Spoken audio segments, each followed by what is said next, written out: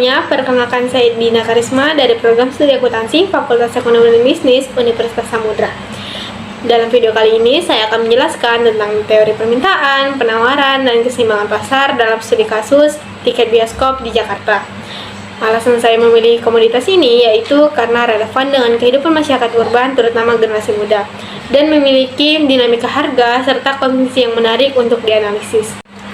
Nah, jadi sebelum kita masuk ke studi kasus, di sini saya akan menjelaskan sedikit tentang apa itu permintaan, penawaran, dan keseimbangan pasar. Jadi, permintaan adalah jumlah barang atau jasa yang ingin dibeli oleh konsumen pada berbagai tingkat harga dalam periode tertentu. Hukum permintaan itu menyatakan hubungan terbalik, yaitu jika harga naik maka permintaan turun, dan jika harga turun permintaan akan naik. Hukum ini berlaku jika faktor-faktor lain itu tidak berubah dan dianggap tetap, seperti pendapatan, selera, faktor penduduk, dan harga barang lain, atau biasa disebut dengan ceteris paribus. Nah, selanjutnya ada penawaran. Penawaran adalah jumlah barang atau jasa yang ingin dijual oleh produsen pada berbagai tingkat harga dalam periode tertentu.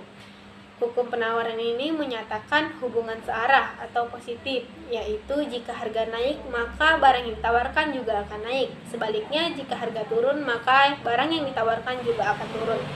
Hukum ini berlaku jika faktor lain itu dianggap tetap, seperti biaya produksi, teknologi, harga barang lain, dan regulasi tidak berubah, atau biasa disebut dengan ceteris paribus. Nah, yang terakhir itu ada keseimbangan pasar. Keseimbangan pasar itu terjadi jika jumlah barang yang diminta oleh pembeli sama dengan jumlah barang yang ditawarkan oleh penjual pada tingkat harga tertentu. Titik keseimbangan disebut juga dengan equilibrium, yaitu titik pertemuan antara kurva permintaan dan kurva penawaran. Apa yang terjadi jika tidak seimbang? Jika harga terlalu tinggi, maka penawaran akan lebih banyak daripada permintaan dan terjadinya surplus. Jika harga terlalu rendah, maka permintaan akan lebih banyak daripada penawaran, akan terjadinya kekurangan. Faktor apa sih yang dapat menggeser keseimbangan? Yang pertama itu ada perubahan pendapatan, selera, teknologi, biaya produksi, atau regulasi pemerintah. Mungkin itu saja yang dapat saya jelaskan tentang apa itu permintaan, penawaran, dan keseimbangan pasar. Selanjutnya kita akan masuk ke studi kasus. Bisa kita lihat dari tabel di samping, selama periode Oktober tahun 2024 hingga September 2025 menunjukkan bahwa harga tiket bioskop di Jakarta naik dari 38.000 menjadi 46.000. Uniknya, jumlah tiket yang terjual juga meningkat dari 1.200 menjadi 1.430.000 unit.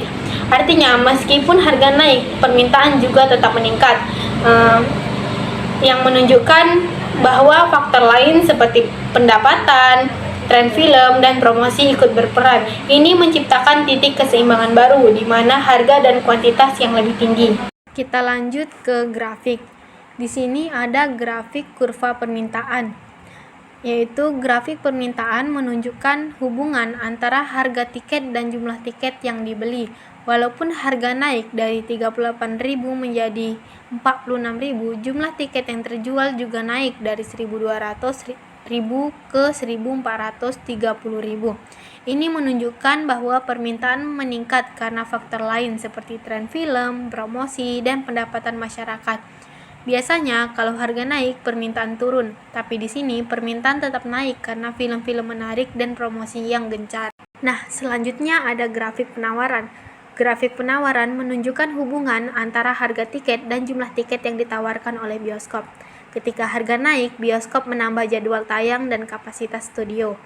Penawaran meningkat karena teknologi pemesanan online dan ekspansi bioskop. Harga yang lebih tinggi mendorong bioskop untuk menambah jadwal tayang agar pendapatan meningkat. Ini membuat penawaran ikut naik.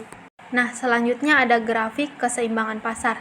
Titik keseimbangan terjadi saat jumlah tiket yang diminta sama dengan jumlah yang ditawarkan. Nah, di sini bisa kita lihat bahwa titik keseimbangan bergeser dari yang harganya 41.000 dengan kuantitas 1.220 bergeser menjadi harganya 45.000, kuantitasnya menjadi 1.400. Keseimbangan pasar bergeser karena permintaan dan penawaran sama-sama meningkat. Harga dan jumlah tiket naik secara bertahap dan stabil. Nah, dari ilustrasi grafik tadi muncul pertanyaan seperti apakah pemerintah perlu ikut campur dalam kasus ini? Nah, dari analisa saya mempunyai dua sisi. Yang pertama yaitu pemerintah perlu ikut campur di kasus ini. Apa sih alasan pemerintah perlu ikut campur? Yang pertama adalah ketimpangan akses hiburan. Harga naik bisa membuat masyarakat berpenghasilan rendah sulit untuk menikmati bioskop. Yang kedua yaitu perlindungan bioskop kecil. Tanpa dukungan dari pemerintah, bioskop-bioskop kecil akan sulit untuk bersaing dengan bioskop besar yang ada di mal-mal di kota. Yang ketiga yaitu stabilitas harga sektor hiburan. Kenaikan harga terus-menerus akan memicu timbulnya inflasi pada sektor jasa. Nah, kalau tidak ada intervensi atau ikut campur pemerintah dalam kasus ini, hiburan bisa jadi hanya milik kalangan atas saja. Pemerintah bisa bantu melalui subsidi terbatas atau insentif untuk bioskop kecil. Nah, dari sisi kedua sebaiknya pemerintah tidak terlalu ikut campur dalam kasus ini. Alasannya karena pasar mendorong inovatif, yaitu bioskop bebas berinovasi dalam layanan dan teknologi. Yang kedua yaitu subsidi bukan prioritas, karena anggaran negara sebaiknya fokus ke sektor penting seperti pendidikan dan kesehatan.